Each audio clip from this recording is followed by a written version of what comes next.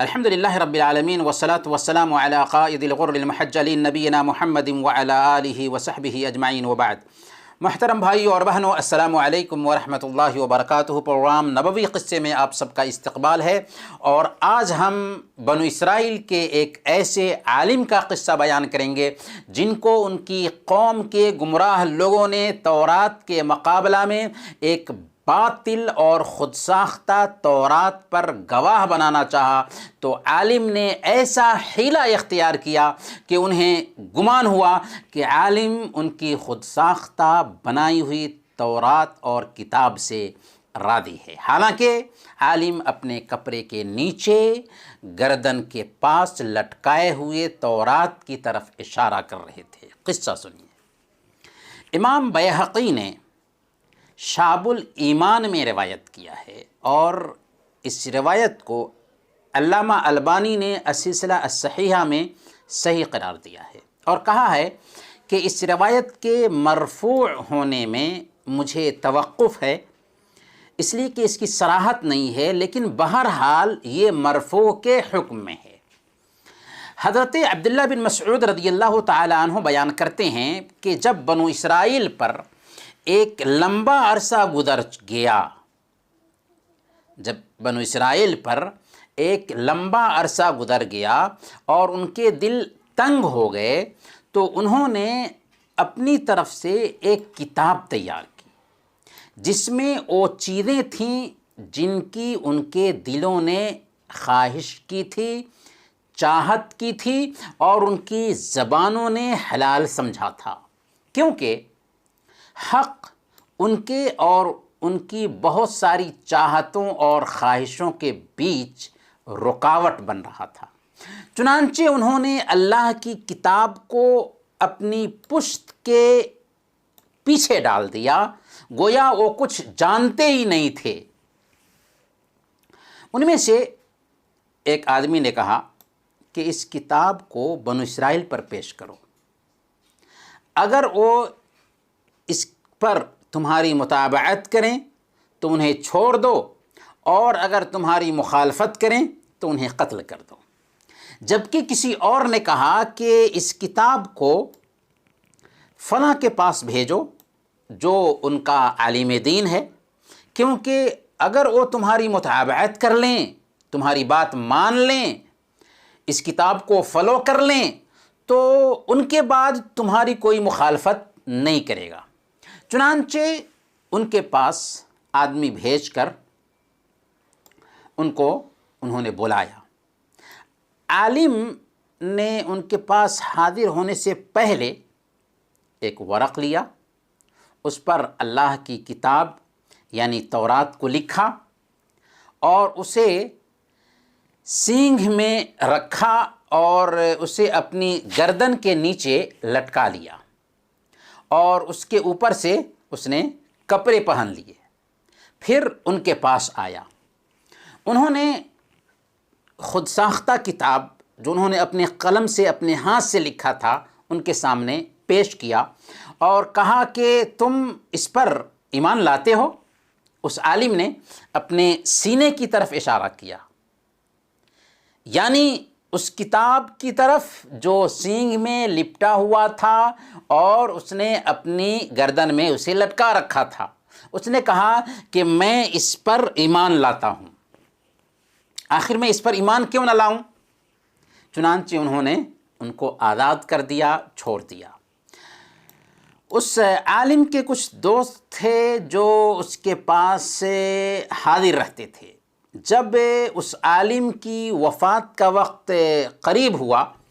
تو وہ لوگ ان کے پاس آئے۔ جب ان کے کپڑے اتارا تو انہوں نے وہ سینگ پایا جس کے اندرونی حصہ میں وہ کتاب تھی۔ لوگوں نے کہا کہ کیا تم دیکھتے نہیں کہ انہوں نے یعنی عالم دین نے یہ جو کہا تھا کہ میں اس پر ایمان لاتا ہوں، اس سے مراد یہ سینگ میں رکھی ہوئی کتاب تھی۔ چنانچہ بنو اسرائیل 72 فرقوں میں بٹ گئے، اور سب سے افضل جماعت سینگ والوں کی جماعت قرار پائی۔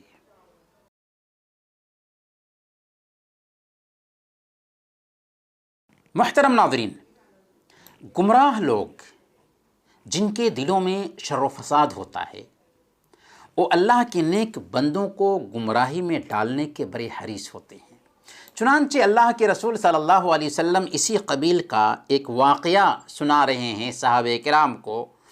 کہ بنو اسرائیل میں جب انحراف پیدا ہوا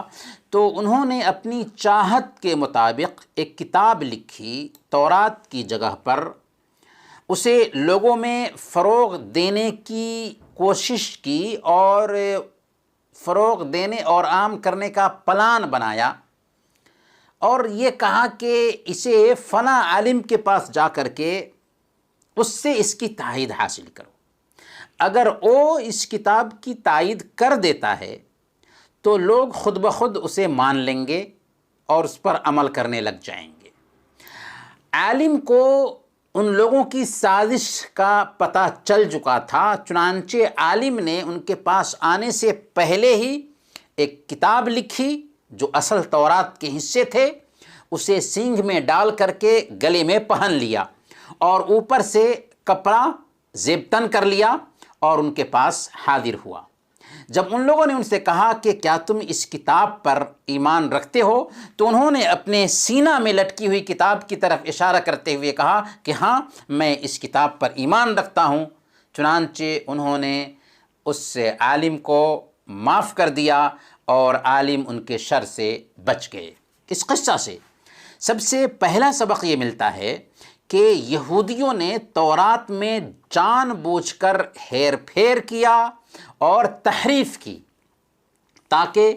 اپنے نفس کی چاہتیں پوری کر سکیں۔ اللہ تعالیٰ نے اس سلسلے میں اپنی کتاب میں واضح فرمایا کہ واقعی وہ اپنے قلم سے کتاب لکھتے تھے اور اللہ کی طرف اسے منسوب کر دیتے تھے۔ اللہ تعالیٰ نے فرمایا سورہ البقرہ آیت نمبر 79، فَوَيْلٌ لِّلَّذِينَ يَكْتُبُونَ الْكِتَابَ بِأَيْدِيهِمْ ثُمَّ يَقُولُونَ هَذَا مِنْ عِنْدِ اللَّهِ لِيَشْتَرُوا بِهِ ثَمَنًا قَلِيلًا۔ پس ہلاکت اور تباہی ہے ان لوگوں کے لیے جو اپنے ہاتھ سے شریعت کا نوشتہ لکھتے ہیں پھر لوگوں سے کہتے ہیں کہ یہ اللہ کے پاس سے آیا ہوا ہے، تاکہ اس کے بدلے میں وہ تھوڑا سا دنیا کما لیں۔ اس سے پتہ یہ چلتا ہے کہ ہر زمانے میں باطل پرست حق پرستوں کو گمراہ کرنے کے لیے عجیب عجیب طریقے سے سازشیں رچا کیے ہیں۔ اس قصہ سے یہ بھی سبق ملتا ہے کہ باطل پرست جب حق پرستوں کو اپنے دام فریب میں پھنسانا چاہیں تو ان کے نرغے سے، ان کے فریب سے نکلنے کے لیے حکمت و دانائی اور دراندیشی کا مظاہرہ کرنا چاہیے، جیسا کہ بنو اسرائیل کے اس عالم نے خود کو بچانے کے لیے حکمت سے کام لیا اور اس طریقے سے وہ کامیاب رہا، اور ایسی حالت میں وہ اللہ کے ہاں معذور بھی سمجھا جائے گا، بشرطے کہ سماج خراب ہو چکا ہو اور بچاؤ کا کوئی دوسرا راستہ دکھائی نہ دے رہا ہو۔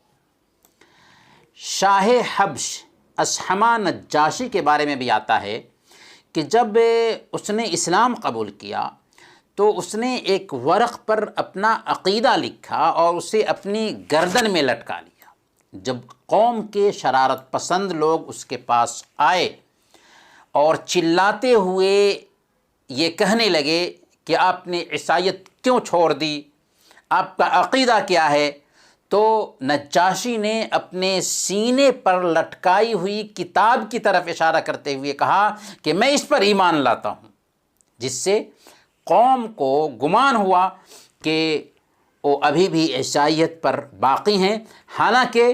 وہ اسلامی عقیدہ کی طرف اشارہ کر رہے تھے جسے انہوں نے اپنی گردن میں لٹکا رکھا تھا۔ محترم ناظرین، انہی چند کلمات کے ساتھ ہم آپ سے رخصت ہوتے ہیں، اگلے ایپیسوڈ میں انشاءاللہ پھر ملیں گے، تب تک کے لیے اجازت دیجیے۔ وصلی اللہ علی نبینا محمد وعلی آلہ وصحبہ اجمعین۔